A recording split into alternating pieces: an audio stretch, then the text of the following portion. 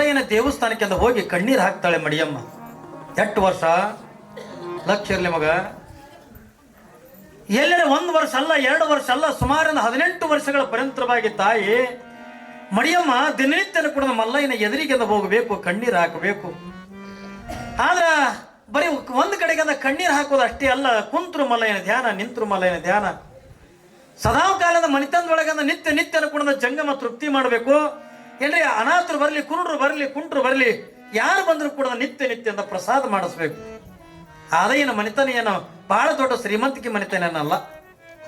ನಿತ್ಯ ಕಾಯಕ ಮಾಡಬೇಕು. ಕಾಯಕದಿಂದ ಬಂದಿರತಕ್ಕಂಥ ಸಂಪತ್ತಿನೊಳಗ ಏನ್ರಿ ನಿತ್ಯ ನಾ ಯಾರೇ ಬರಲಿ ಮನಿತನಕ್ಕೆ ಅಂತ ಪ್ರಸಾದ ಇಲ್ಲ ಹತ್ತಿಕೊಂಡಂತಿದ್ದಿಲ್ಲ, ಎಲ್ಲರಿಗೂ ಕೂಡ ಪ್ರಸಾದ ಮಾಡಿಸ್ತಕ್ಕಂಥದನ್ನ ಯಾವ ಆದಯ್ಯ ಮತ್ತು ಮಡಿಯಮ್ಮರಿಂದ ಮಾಡ್ತಿದ್ರು.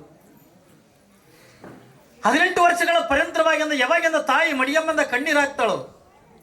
ನಿತ್ಯ ದುಃಖ ಮಾಡುವಂತ ಪ್ರಸಂಗದ ಒಳಗ ಒಂದು ಮಾತು ಹೇಳ್ತೀನಿ, ನಾವು ಮಾಡತಕ್ಕಂಥ ಧ್ಯಾನ, ನಾವು ಮಾಡತಕ್ಕಂಥ ದುಃಖ ಇದು ಯಾರ ಕಣ್ಣಿಗೆ ಕಾಣಬೇಕಂತ ಕೊಡೋದ ಕೇಳಿದ್ರೆ ಭಗವಂತನ ಕಣ್ಣಿಗೆ ಕಾಣಬೇಕತ್ತ. 4 ಮಂದಿ ಮನುಷ್ಯರ ಕಣ್ಣಿಗೆ ಕಾಣಂಗ್ ಮಾಡೋದಲ್ಲ ಏನ್ರಿ. 4 ಮಂದಿ ಮನುಷ್ಯರ ಕಣ್ಣಾಗ ಮಾಡಿದಿವಿ ಎತ್ತಿ ಕೊಡಂದ್ರ 4 ಮಂದಿ ಟೀಕಾನು ಮಾಡ್ತಾರ, 4 ಮಂದಿಯಿಂದ ಇದನ್ನು ಮಾಡ್ತಾರ. ಆದ್ರೆ ನಾವು ಮಾಡ್ತಕ್ಕಂಥ ಭಕ್ತಿ, ನಾವು ಮಾಡ್ತಕ್ಕಂಥ ಏನ್ರಿ ಪ್ರೀತಿ, ಅದನ್ನ ಯಾರ ಕಣ್ಣಿಗೆ ಕಾಣಬೇಕಂತಂದ್ರೆ ಭಗವಂತನ ಕಣ್ಣಿಗೆ ಕಾಣಬೇಕು. ಯಾವಾಗಿಂದ ಭಗವಂತನ ಕಣ್ಣಿಗೆ ಕಾಣಬೇಕಲ್ಲ, 18 ವರ್ಷಗಳ ಪರ್ಯಂತರವಾಗಿ ತಾಯಿ ಮಡಿಯಮ್ಮ ಕಣ್ಣೀರು ಹಾಕ್ತಿಲ್ಲಲ್ಲ. ಒಂದು ಹೆಣ್ಣರೆ ಕೊಡು, ಒಂದು ಗಂಡರೆ ಕೊಡು, ಈಗ ತಾನೇ ಗವಾಯಿಗಳ ಪದ ಆಡದಲ್ಲ ಏನ್ರಿ. ಬಂಜ ಬಾಗಿಲದೊಳಗ ಏನ್ರಿ ಬಂಗಾರದ ಒಳಕಲ್ಲ, ಬಂದು ಕುಟ್ಟಾಕ ಸೊಸಿ ಇಲ್ಲ, ಬನ್ನಿ ಮುಡಿಯಾಕ ಮಗನಿಲ್ಲ ತುಕೊಂಡ. ಒಂದು ಕಡೆಗೆ ಹೆಣ್ಣರು ಇರ್ಲಿ ಗಂಡರು ಇರ್ಲಿ, ಒಂದು ಮಗುವಿನನ್ನ ಕೊಡುವ ತುಕೊಂಡ ನಿತ್ಯ ಅಂದ್ರೆ ಬೇಡಿ ಕಣ್ಣೀರು ಹಾಕ್ತಿಲ್ಲಲ್ಲ. ಇವಳು ಕಣ್ಣೀರು ಹಾಕ್ತಕ್ಕಂಥದನ್ನ ಯಾರ ಕಣ್ಣಿಗೆ ಕಾಣುತ್ತು ಹೊತ್ತುಕೊಂಡು ಕೇಳಿದ್ರೆ ಪಾರ್ವತಿ ನೋಡಿ ಇವಳು ಮಾಡ್ತಕ್ಕಂಥ ದುಃಖವನ್ನ ಪಾರ್ವತಿ ದುಃಖ ಮಾಡಕತ್ತ ಇವಳು ಅಳೋದನ್ನ ನೋಡಿ. ನೋಡ್ರಿ ನಾ ಹೇಳಿದ್ದೆ ನಿಮಗ, ನಾವು ಮಾಡ್ತಕ್ಕಂಥ ಭಕ್ತಿ, ನಾವು ಮಾಡ್ತಕ್ಕಂಥ ಶ್ರದ್ಧೆ ಇದು ಯಾರ ಕಣ್ಣಿಗೆ ಕಾಣಬೇಕಂತಂದ್ರೆ ದೇವರುಗಳ ಕಣ್ಣಿಗೆ ಕಾಣಬೇಕು. ಅದಕ್ಕಾಗಿ ನಂದು ಹೇಳ್ತಾರೆ, ನುಡಿದರೆ ಮುತ್ತಿನ ಹಾರದಂತಿರಬೇಕು, ನುಡಿದರೆ ಸ್ಫಟಿಕದ ಶಲಾಕಿ ಅಂತಿರಬೇಕು, ನುಡಿದರೆ ಲಿಂಗ ಮೆಚ್ಚಿ ಹೌದು ಹೌದತ್ತ ನಂಗೆ ಇರಬೇಕಲ್ಲ. ಹಂಗ ನಾವು ಮಾಡ್ತಕ್ಕಂಥ ಭಕ್ತಿ, ನಾವು ಮಾಡ್ತಕ್ಕಂಥದ್ದು ಶ್ರದ್ಧೆ ಇದು ಯಾರ ಕಣ್ಣಿಗೆ ಕಾಣಬೇಕು? ಆ ಭಗವಂತನ ಕಣ್ಣಿಗೆ ಕಾಣಬೇಕು. ಯಾವಾಗಿಂದ ಪಾರ್ವತಿ ನೋಡಿ ಸ್ವತಃ ಪಾರ್ವತಿನ ಕಣ್ಣೀರಾಗ್ತಾಳೆ. ಯಾಕೆ ಕಣ್ಣೀರಾಗ್ತಾಳ? ಅಯ್ಯೋ 18 ವರ್ಷಗಳ ಪರ್ಯಂತರವಾಗಿ ಒಂದು ಮಗುವಿನನ್ನ ಕೊಡು ಹತ್ತುಕೊಂಡು ಬೇಡ್ಲಕತ್ತಾಳಲ್ಲ. ಪರಮಾತ್ಮ ಎಷ್ಟು ಕಟಕದಾನೆ. ಯಾಕ ಅವಳು 18 ವರ್ಷದಿಂದ ಬೇಡ್ಲಕತ್ತಾಳೆ, ಒಂದು ಮಗುವಿನನ್ನು ಕೊಡಬಾರ್ದಿತ್ತು ಅನ್ನೋ ತಿಳ್ಕೊಳ್ಳೋದು ಪಾರ್ವತಿ ಕಣ್ಣೀರು ಹಾಕ್ಲಿಕ್ಕತ್ತಾಳ. ಈಗ ಕಣ್ಣೀರು ಹಾಕುವಂತ ಪ್ರಸಂಗದೊಳಗ ಸ್ವತಃ ಪಾರ್ವತಿನೇ ಪರಮಾತ್ಮನಿಗೆ ಒಂದು ಮಾತು ಹೇಳ್ತಾಳೆ, ಪರಮಾತ್ಮ ನೀ ಎಷ್ಟು ನಿನ್ನ ಮನಸ್ಸಿಂದ ಕಲ್ಲದ, ಯಾಕೆ ಪಾರ್ವತಿ ನನಗೆ ಬೈಲಕೈತೀನಿ ಯಾಕ ಅಂದ ಪರಮಾತ್ಮ. ಅಲ್ಲ ಪಾಪ ಅರಳಗುಂಡಿಗೆ ಅಂತಕ್ಕಂಥ ಗ್ರಾಮ, ಯಾವ ಮಡಿಯಮ್ಮ ಹತ್ತಿಕೊಂಡ ಮತ್ತು ಹೆಣ್ಣು ಮಗಳು 18 ವರ್ಷಗಳ ಪರ್ಯಂತರವಾಗಿ ನಿನ್ನ ಧ್ಯಾನ ಮಾಡ್ತಾಳೆ, ದಾನ ಧರ್ಮಾದಿಗಳನ್ನ ಮಾಡ್ತಾಳೆ, ನಿನ್ನ ಕುರಿತಾದ ಒಂದು ಮಗುವಿನನ್ನ ಕೊಡು ಹತ್ತಿಕೊಂಡು ನಿತ್ಯನು ಕೂಡ ಕಣ್ಣೀರು ಹಾಕ್ತಾಳಲ್ಲ. ಆದ್ರೆ ಒಂದು ಮಗುವಿನನ್ನ ಕೊಡಬೇಕಿಲ್ಲ ಹತ್ತಿಕೊಂಡಂದಾಗ ಈ ಪಾರ್ವತಿ ಮಾತು ಕೇಳಿ ಭಗವಂತನಿಗೂ ಒಂದು ಕ್ಷಣ ಒಂದು ಕಣ್ಣೀರು ಬರ್ತದ. ಪಾರ್ವತಿ ನೀನೇನು ಹೇಳಕತ್ತೀಯಲ್ಲ ನಿನ್ನ ಮಾತು ಸತ್ಯ ಇದೆ. ಅವಳು ಅಷ್ಟು ಭಕ್ತಿವಂತಳದಾಳ, ಅಷ್ಟು ದಾನ ಧರ್ಮಾದಿಗಳನ್ನು ಮಾಡ್ತಾಳ, ಪರೋಪಕಾರ ಪುಣ್ಯಾದಿಗಳನ್ನು ಮಾಡ್ತಾಳ. ಅವಳು ನನ್ನಲ್ಲಿಂದ ಬೇಡ್ಕೊಂಡ ಕಣ್ಣೀರು ಹಾಕೋದನ್ನು ನೋಡಿದ್ರ ಅವಳಿಗೆ ಒಂದು ಮಗುವಿನನ್ನು ಕೊಡಬೇಕು ಹತ್ತಿಕೊಂಡು ಅಂತ ನನಗೂ ಕೂಡ ಇಚ್ಛಾದೆ. ಆದ್ರ ಈ ಜನ್ಮದೊಳಗ ಅವಳಿಗೆ ಮಕ್ಕಳ ಯೋಗ ಇಲ್ಲ ಅಂದ ಪರಮಾತ್ಮ. ನೋಡು 18 ವರ್ಷಗಳಿಂದ ಕಣ್ಣೀರು ಹಾಕೋದ್ನು ಸ್ವತಃ ಪರಮಾತ್ಮನೇ ಅಂತಾನೆ ಪಾರ್ವತಿಗೆ. ಪಾರ್ವತಿ ಅವಳು ದಿನನಿತ್ಯನ ಕೂಡ ಅಳತಕ್ಕಂಥ ನಾನು ಕೂಡ ನೋಡ್ತೀನಿ. ಆದ್ರ ಏನ್ ಮಾಡ್ಲಿ, ಅವಳು ಮಾಡ್ತಕ್ಕಂಥ ಭಕ್ತಿ ನೋಡಿದ್ರೆ ನನಗೆ ಅವಳಿಗೆ ಒಂದು ಮಗುವಿನನ್ನು ಕೊಡಬೇಕು ಅನ್ನುವಂಗ ನನಗೆ ಇಚ್ಛಾ ಅದ ಖರೆ. ಆದ್ರ ಅವಳಿಗೆ ಈ ಜನ್ಮದೊಳಗಿಂದ ಮಕ್ಕಳ ಯೋಗ ಇಲ್ಲ ಅಂದ ಪರಮಾತ್ಮ. ಪಾರ್ವತಿ ಅಂತಾಳೆ ಏನ್ ತಪ್ಪು ಮಾಡ್ಯಾಳೆ, ಯಾಕೆ ಅವಳಿಗೆ ಮಕ್ಕಳ ಯೋಗ ಇಲ್ಲ, ಏನ್ ಅಂತ ತಪ್ಪು ಏನ್ ಮಾಡ್ಯಾಳ ಕೂಡ ಕೇಳಿದ್ರೆ ಪಾರ್ವತಿಗೆ ಪರಮಾತ್ಮ ಅಂತಾನೆ, ಪಾರ್ವತಿ ಈ ಜನ್ಮದೊಳಗೆ ಅವಳು ತಪ್ಪು ಮಾಡಿದ್ದಲ್ಲ, ಹಿಂದಿನ ಜನ್ಮದೊಳಗೆ ಒಂದು ಮಗುವಿನನ್ನು ಕೊಲೆ ಮಾಡ್ಯಾಳ. ನೋಡ್ರಿ ಇದು ಈ ಜನ್ಮದಲ್ಲ. ಅದಕ್ಕಾಗಿ ಹೇಳ್ತೇನೆ, ಹಿಂದಿನ ಪುಣ್ಯವನ್ನು ಹಿಂದು ನೋಡ್ಬೇಕಾತ್ಮ, ಹಿಂದಿನ ಪುಣ್ಯವನ್ನು ಮುಂದೆ ನೋಡ್ಬೇಕಾತ್ಮ. ನಾವೆಲ್ಲ ಸುಮ್ಮನೆ ನಾವು ಮಾತಾಡ್ತೀವಿ, ಹೆಣ್ಮಕ್ಳು ಮಕ್ಕಳಲ್ಲ ತಾಯಿ ಅಕ್ಕಿಗೆ ನಾಕಾವ ಅದಕ್ಕೆ ಅಂತ ಕೇಳಿ ಇಂಥ ಕೇಳಿ ನಾವೆಲ್ಲ ಬಾಯಿ ಬಂದಂಗೆ ಮಾತಾಡ್ತೀವಿ. ನಾವು ಬಂಜಿ ಅದ ಅದ್ರೊಳಗೆ ಇದು ಏಸ್ ಕಾಲ್ಕೊಂಡು ಕೂಡ ಮಾತಾಡಕ್ ಹೋಗ್ಬಾರ್ದು. ಯಾಕಂದ್ರೆ ಇದು ಯಾವುದು ಕೂಡ ನಮ್ಮ ಕೈ ಒಳಗಿಂದಿಲ್ಲ. ಒಂದು ಯಾವ್ದಾದ್ರು ಒಂದು ವಸ್ತು ತರಬೇಕಾಗಿತ್ತು, ರೊಕ್ಕ ಕೊಟ್ರ ರೊಕ್ಕ ಇದ್ದು ಮಂತ್ಯ ಆ ಸಾಮಾನುಗಳನ್ನು ತರ್ತಾನ. ಆದ್ರೆ ಮಕ್ಕಳನ್ನ ರೊಕ್ಕ ಕೊಟ್ಟಂದ ಖರೀದಿ ಮಾಡಕ್ಕೆ ಆಗಂಗಿಲ್ಲ. ಇವತ್ತೆಲ್ಲ ನಾವು ಡಾಕ್ಟರ್ ಬಳಿ ತಿರುಗಾಡ್ತೀವಿ, ಎಲ್ಲ ಕಡೆನೂ ಕೂಡ ತಿರುಗಾಡ್ತೀವಿ. ಈ ಮಕ್ಕಳು ಆಗ್ತಕ್ಕಂಥದ್ದು ಇದು ಯಾರ ಕೈಯಾಗ ತಗೊಂಡು ಕೇಳಿದ್ರೆ ಆ ಭಗವಂತನನ್ನು ಬಿಟ್ಟರೆ ಮತ್ತೆ ಯಾರ ಕೈಯಾಗೂ ಕೂಡ ಇಲ್ಲ. ನೀವು 8 ಲಕ್ಷ ರೂಪಾಯಿಗಳ ಖರ್ಚು ಮಾಡಿ ಔಷಧ ತಗೊಂಡ್ರು ಕೂಡ ಹಿಂದೆ ನಿಮಗೊಂದು ಮಾತು ಹೇಳ್ತೀನಿ. ಯಾರು ಒತ್ತು ಗುಣದ ಕೇಳಿದ್ರೆ ಬಹಳ ದೊಡ್ಡ ಶ್ರೀಮಂತರಾಗಿರ್ತಕ್ಕಂಥವ್ರು ಲಿಂಗರಾಜರು ಒತ್ತು ಗುಣದ ಬರ್ತಾರೆ ಏನ್ರಿ. ಅವ್ರಿಗೆ ಮಕ್ಕಳೇ ಆಗಲಿಲ್ಲ.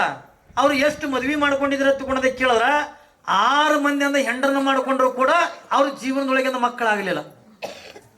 ಯಾಕಂದ್ರೆ ಇದು ಯಾರ ಕೈಯಾಗ ಕುಣದ ಇಲ್ಲ. ಸಿರಸಂಗಿ ಲಿಂಗರಾಜರ ಹತ್ತುಕೊಂಡ ದೇಸಾಯಿ ಮನೆತನ ಹತ್ತುಕೊಂಡ್ರ ಬಹಳ ದೊಡ್ಡ ಶ್ರೀಮಂತರಿಗೆ ಮನೆತನ. ಅವ್ರ ಬಗ್ಗೆ ನೀವು ಕೇಳ್ಕೋಬೇಕು. ಎಷ್ಟರ ಮಟ್ಟಿಗೆ ಶ್ರೀಮಂತರು ಹೊತ್ತುಕೊಂಡದ ಕೇಳಿದ್ರ ಇವತ್ತೇನು ನಾವು BLD ಕಾಲೇಜ್ ನಾವೆಲ್ಲ ಕೇಳ್ತೀವಲ್ಲ ನಾವು ಏನ್ರಿ. ಬೆಳಗಾವದೊಳಗೆ ಇರ್ತಕ್ಕಂಥ ಹಾಸ್ಪಿಟ್ಲ ಇವೆಲ್ಲ ಯಾರು ಹೊತ್ತುಕೊಂಡ್ರೆ ಅವ್ರವೇ ಇವು ಕೋರೆ ಮನೆತನದವ್ರನ್ನ ಈಗ ನಡೆಸ್ಕೊಂಡು ಹೋಗ್ತಾರ ಅದನ್ನ. ಆದ್ರೆ ಸಿರಸಂಗಿ ಲಿಂಗರಾಜರು ಒಟ್ಟು ದೊಡ್ಡ ಶ್ರೀಮಂತರು. ನನ್ನ ಆಸ್ತಿ ನಾ ಯಾರಿಗೆ ಮಾಡಲಿ, ನನಗೆ ಒಟ್ಟ ಮಕ್ಕಳಿಗೆಲ್ಲಲ್ಲ, ಹೆಂಗೆ ಮಾಡಲಿ ಅನ್ನೋದು 8 ವರ್ಷದಿಂದ ಒಬ್ಬಕ್ಕೆ ನೋಡೋದು, ಅವಳಿಗೆ ಮಕ್ಕಳಲ್ಲ ಅಂದ್ರೆ ಮತ್ತೊಂದು ಮಾಡ್ಕೊಳ್ಳೋದು. ಹಿಂಗೆ 6 ಜನ ಏನ್ರಿ ಹೆಣ್ಣದಿನ ಮಾಡ್ಕೊಂಡ್ರು ಕೂಡ ಆ ಸಾವುಕಾರನಿಗೆ ಅಂತ ಮಕ್ಕಳಾಗಲಿಲ್ಲ. ಕೊನೆಗೆ ಅದು ಹಾನಗಲ್ ಕುಮಾರ ಶಿವಗಳ ಹತ್ರ ಬಂದರು ಏನ್ರಿ. ಹಾನಗಲ್ ಕುಮಾರ ಶಿವಗಳ ಹತ್ಕೊಂಡು ಮೇಲೆ ಫೋಟೋ ಇರಬೇಕು. ಹಾನಗಲ್ ಕುಮಾರ ಸ್ವಾಮಿಗಳ ಹತ್ಕೊಂಡು ನೀವು ಕೇಳಿರ್ಬೇಕು ಹೆಸರು.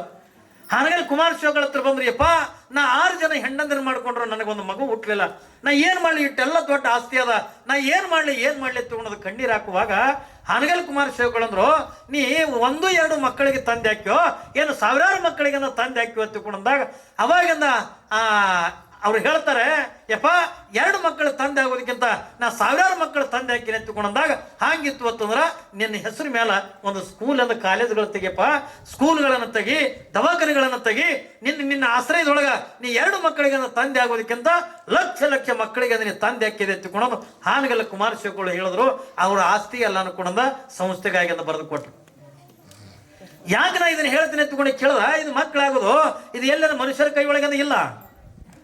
ನಾವು ಬೇಕಾದಷ್ಟು ಶ್ರೀಮಂತರಿರಲಿ, ನಮ್ಮಲ್ಲಿ ಮನಾರ್ ರೊಕ್ಕ ಅವ್ರು ಎತ್ತುಕೊಂಡು ಹೋಗಿ ನೀ ದವಾಖಾನೆಗೆ ಒಯ್ದು ₹1,00,000 ಹಾಕಿ ಬಂದ್ರು ಕೂಡ ನಿನ್ನ ಮಕ್ಕಳಾಗಂಗಿಲ್ಲ. ಯಾಕ ಕೊಡಬಾರ್ದು ಅನ್ನುವಂಥ ಅವನ ಇಚ್ಛೆ ಇದ್ದಾಗ ನೀ 7 ಕೋಟಿ ಹಾಕಿದ್ರು ಕೊಡೋದು ಏನಾಗೋದ್ರಿ.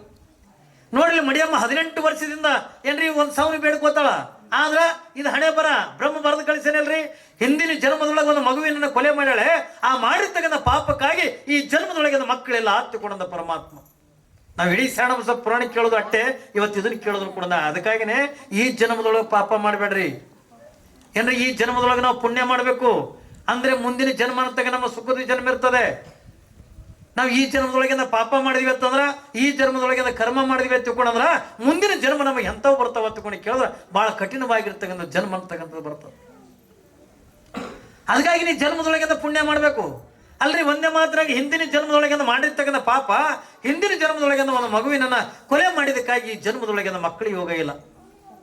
ಅದಕ್ಕಾಗಿನೇ ಅವಾಗಿಂದ ಪಾರ್ವತಿ ಅಂತಾಳೆ, ಮತ್ತೆ ಈ ಹೆಂಗೆ ಮಾಡೋದು ಈಗ ಏನ್ರಿ, ಹೆಂಗೆ ಮಾಡೋದು ಹತ್ತಿಕೊಂಡಾಗ ಒಟ್ಟಾರೆ ಆ ಮನೆತನಕ್ಕಿಂತ ಮಗುವಿನನ್ನು ಕೊಡಬೇಕು. ಒಟ್ಟು ಆ ಮನೆತನಕ್ಕಿಂತ ಕಣ್ಣೀರು ಹಾಕ್ತಾರಲ್ಲ, ಆ ಮನೆತನಕ್ಕಿಂತ ಒಟ್ಟು ಮಗುವಿನನ್ನು ಕೊಡಬೇಕು. ನೀನು ಹೆಂಗೆ ಮಾಡ್ತೇವೆ ಗೊತ್ತಿಲ್ಲ ಪರಮಾತ್ಮ, ನೀ ಮಗುವಿನನ್ನು ಕೊಡೇಬೇಕತ್ತಿಕೊಂಡಾಗ ಅವಾಗಿಂದ ಪರಮಾತ್ಮ ವಿಚಾರ ಮಾಡದಂತೆ. ಯಾವಾಗ ಮಡಿಯಮ್ಮ ಏನಿದ್ಲಲ್ಲ, ಮಡಿಯಮ್ಮಳಿಗೆ ಒಬ್ಬಕ್ಕೆ ನೆಗಣಿದ್ಲು ಏನ್ರಿ. ನೆಗಣಿ ಅಂದ್ರೆ ಗೊತ್ತಾಕತಿಲ್ಲ, ನೆಗಣಿ ಅಂತಂದ್ರ ಏನ್ರಿ ಮೈದನ್ ಹೆಣಿ. ಅವಳು ಕೂಡ ಮದುವೆ ಆಗ್ಯದ, ಅವಳು ಕೂಡ 10 ವರ್ಷ ಆಗಿತ್ತು, ಅವಳಿಗೆ ಮಕ್ಕಳಿಲ್ಲ.